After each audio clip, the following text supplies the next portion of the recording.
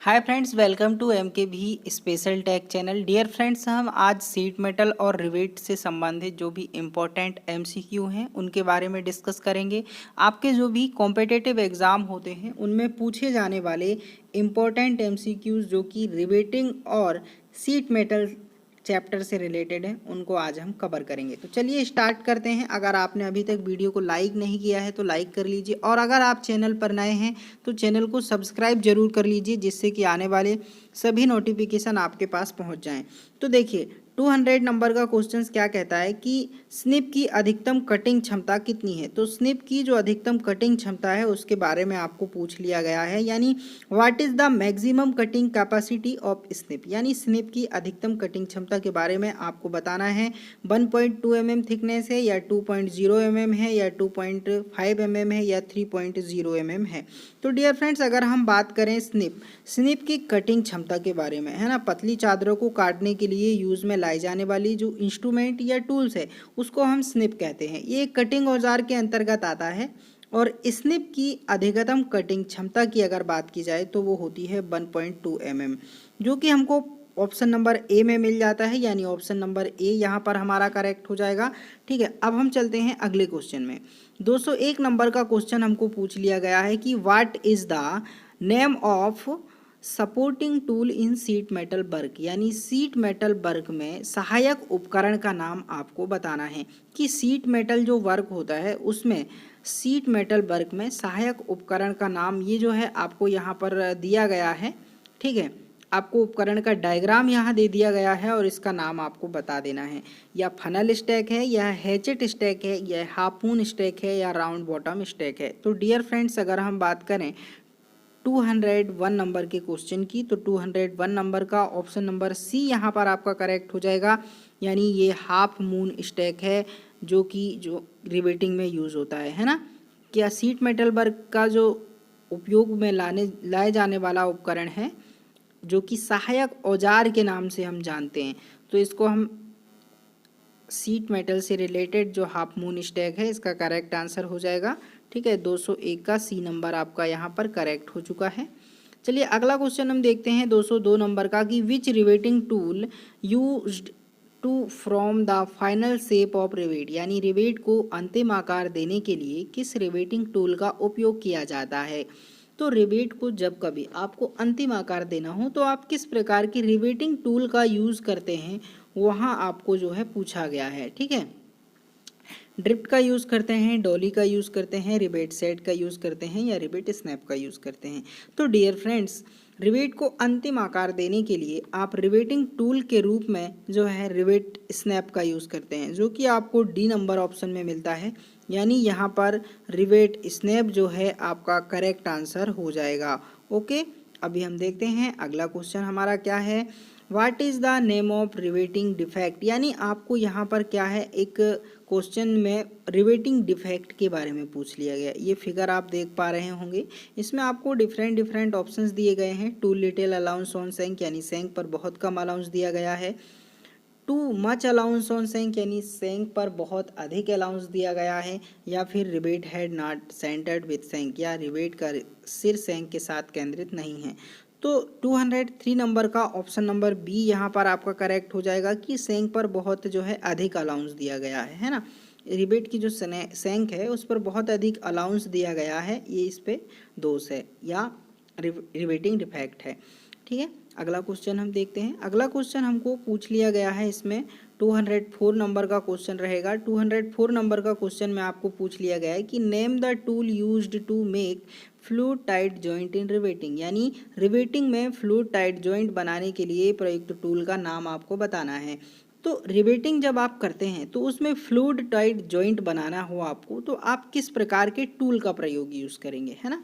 Drift का use करेंगे, rivet snap का यूज़ करेंगे, फुलरिंग टूल का या कॉकिंग टूल का। तो आप डियर फ्रेंड्स आप बताइए कि रिवेटिंग में फ्लूइड टाइट जॉइंट बनाने के लिए किस प्रकार के उपकरण का यूज़ करेंगे। तो यहाँ पर आपको जो है फुलरिंग टूल मिल रहा होगा, ऑप्शन नंबर सी में जो है फुलरिंग टूल का आप यूज़ करते हैं। ठीक है, रिवेट टाइट जॉइंट बनाने के लिए आप फुलरिंग टूल का यूज़ करते हैं, जो कि आपको ऑप्शन नंबर सी में मिलता है, यानी ऑप्शन नंबर सी आपका यहाँ करेक्ट हो जाएगा। अगला क्वेश्चन आपको यहाँ पूछ लिया गया है कि what is the name of tool used to cut thicker sheets यानी मोटी सीड्स को आपको काटना हो तो किस प्रकार के उपकरण का आप इस्तेमाल करेंगे, आपको ये पूछ लिया गया है। बैंड स्निप का, लीवर सीयर का, स्ट्रेट स्निप का या सर्कल कटिंग मशीन का। तो डियर फ्रेंड्स, मोटी सीड्स को जब कभी आपको काटना है तो आप जो है किसका यूज़ करेंगे, आपको यहाँ पूछ लिया गया है। तो मोटी सीड्स को काटने के लिए प्रयुक्त उपकरण का नाम यहाँ आपको ऑप्शन नंबर बी में दिखाई दे रहा है, लीवर सीयर्स, है ना। यानी आप मोटी सीड्स को काटने के लिए लीवर सीयर का यूज़ करेंगे, जो कि आपको ऑप्शन नंबर बी में दिखाई दे रहा है। सॉरी, ऑप्शन नंबर बी में आपको लीवर सीयर ऑप्शन दिखाई दे रहा है। तो मोटी सीड्स को काटने के लिए प्रयुक्त उपकरण का नाम लीवर सीयर होता है। ठीक है, आपका अगला क्वेश्चन है, which stake is used to make sharp band, यानी तीखे मोड़ या शार्प बैंड को बनाने के लिए आप किस स्टैक का यूज़ करते हैं। Funnel stack, hatchet stack, half moon stack या बिग आयरन स्टैक। तो डियर फ्रेंड्स, तीखे में मोड़ या शार्प बैंड्स बनाने के लिए जो है आप इस्तेमाल करते हैं हैचेट स्टैक का, जो कि आपको ऑप्शन नंबर बी में मिलता है। ठीक है, तो आपका यहाँ पर करेक्ट आंसर हो जाएगा हैचेट स्टैक। आपका अगला क्वेश्चन है, what is the name of stack. आप इस स्टैक को ध्यान से देखिए, आपको ऑप्शन में दिया गया है, आपको ये जो है बताना है कि किस प्रकार का स्टैक है। हॉर्स है, बिग आयरन है, फनल स्टैक है या क्रिसिंग आयरन है। तो 207 यानी 207 नंबर का ऑप्शन नंबर सी यहाँ पर आपका करेक्ट हो जाएगा कि जो दिया गया डायग्राम है ये फनल स्टैक है ना, फनल स्टैक है। यहाँ आपका जो है करेक्ट आंसर सी नंबर का ऑप्शन हो जाएगा। ठीक है, अगला ऑप्शन आपका, अगला आंसर आपका, अगला क्वेश्चन आपका हम देखते हैं क्या पूछा गया है। Which flux is used for soldering tin sheets, यानी टिन की चादरों की सोल्डरिंग करने के लिए किस फ्लक्स का उपयोग किया जाता है। रेजिन का, पेस्ट का, जिंक क्लोराइड का या फिर अमोनियम क्लोराइड का। तो टिन की चादरों को जब कभी आप सोल्डरिंग करने के लिए फ्लक्स का उपयोग करना हो तो आप यूज़ करेंगे जिंक क्लोराइड का, जो कि ऑप्शन नंबर सी में मिलता है, यानी 208 नंबर का ऑप्शन नंबर सी यहाँ आपका करेक्ट हो जाएगा। आपका अगला क्वेश्चन है कि what is the seam used in sheet metal joint for roofing and panelling, यानी रूफिंग और पैनलिंग के लिए सीट धातु के जोड़ में किस सीम का उपयोग किया जाता है।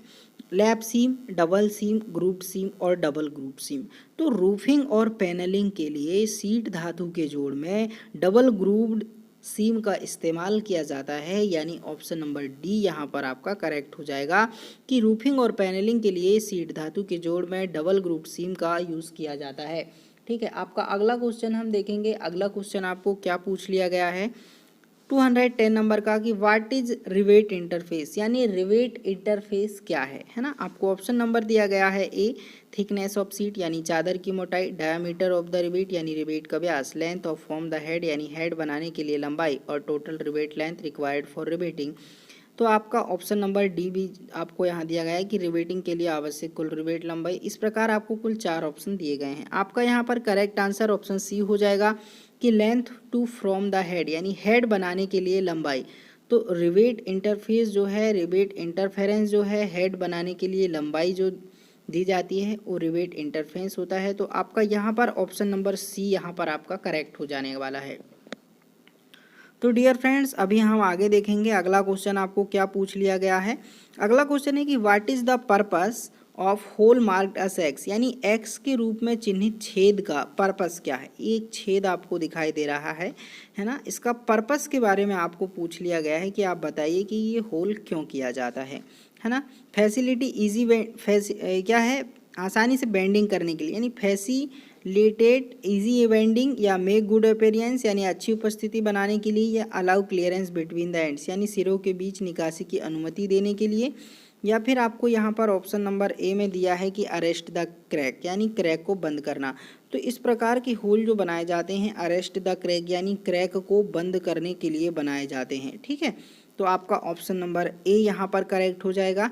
चलिए अगला क्वेश्चन आपका है, यहाँ पूछ लिया गया है आपको कि what is the reason for faulty riveting, या दोषपूर्ण रिवेटिंग के कारण क्या है। दोषपूर्ण रिवेटिंग का कारण आपको यहाँ देना है। रिवेटिंग आपको होती हुई यहाँ दिख रही है, आपको ऑप्शन में यहाँ दिया गया, देखिए बर बिटवीन प्लेट्स यानी प्लेटों के बीच में बर का आ जाना। टू लिटिल अलाउंस गिवन यानी बहुत कम अलाउंस दिया जाता है। इम्प्रॉपर जॉइनिंग ऑफ प्लेट्स यानी प्लेटों का अनुचित जुड़ाव। और टू मच अलाउंस गिवन यानी बहुत ज़्यादा अलाउंस दिया जाता है।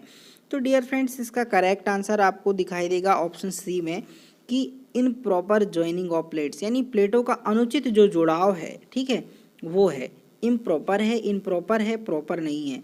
तो आपका ऑप्शन नंबर सी यहाँ पर करेक्ट हो जाएगा। आपका अगला क्वेश्चन आपको पूछ लिया गया कि how the distance of first rivet is determined from the side edge, यानी साइड किनारों से पहली रिवेट की दूरी कैसे निर्धारित की जाती है। तो जो साइड के किनारे होते हैं उनसे पहली रिवेट की दूरी को निर्धारित करने के लिए हम ऑप्शन में नंबर बी में जाएंगे। 2 इंटू डाया ऑफ रिवेट यानी 2 गुणित रिवेट का व्यास यहाँ पर करेक्ट होता है। यानी साइड किनारे से पहली रिवेट की दूरी निर्धारित करने के लिए हम ये फॉर्मूला लगाते हैं 2 इंटू रिवेट का व्यास। ठीक है दोस्तों, अभी हम अगला क्वेश्चन देखेंगे। अगला क्वेश्चन में आपको पूछ लिया है कि what is the part marked as X in the hand shearing machine, यानी हैंड शेयरिंग मशीन में एक्स के रूप में चिन्हित भाग को आपको बताना है कि ये कौन सा भाग है। तो ये आपको यहाँ पर एक हैंड शेयरिंग मशीन दिखाई दे रही है ना। आपको इसमें clamp, lever arm, lower blade और अपर ब्लेड ऑप्शन के रूप में दिए गए हैं और एक्स से चिन्हित भाग ये वाला है। तो आपको एक्स से चिन्हित भाग का नाम आपको बता देना है। तो इसका करेक्ट आंसर हो जाएगा अपर ब्लेड, यानी एक्स से चिन्हित जो भाग है आपका ऑप्शन नंबर डी यहाँ पर करेक्ट हो जाएगा। ठीक है, अगला क्वेश्चन आपको पूछ लिया गया है कि what is the advantage of stacks in sheet metal work, यानी सीट मेटल के वर्क में स्टैक का क्या लाभ है। शार्पनिंग यानी तेज करना, सपोर्टिंग यानी सहायता प्रदान करना, रेस्ट वर्क पीस यानी स्ट्रेस्ट ऑफ वर्क पीस यानी रेस्ट देना वर्क पीस को, है ना, और protect the tool from damage यानी उपकरण को नुकसान से बचाए रखने के लिए। तो आप एडवांटेज के बारे में आपको बताना है कि सीट मेटल के वर्क में स्टैक का क्या एडवांटेज है या क्या लाभ है। तो आपका यहाँ पर ऑप्शन नंबर जो है बी करेक्ट हो जाएगा, है ना। सपोर्ट करते हैं, जो स्टैक होते हैं सीट मेटल के वर्क में सपोर्टिंग प्रदान करते हैं या सपोर्ट करते हैं।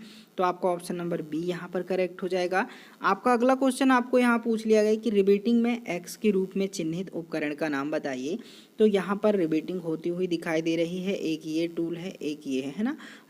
ये जो है कॉकिंग और फुल रिंग टूल है। तो आपको यहाँ पर एक्स से चिन्हित एरिया को बताना है कि ये कौन सा है, डॉली है, रिवेट सेट है, फुल रिंग टूल है या कॉकिंग टूल है।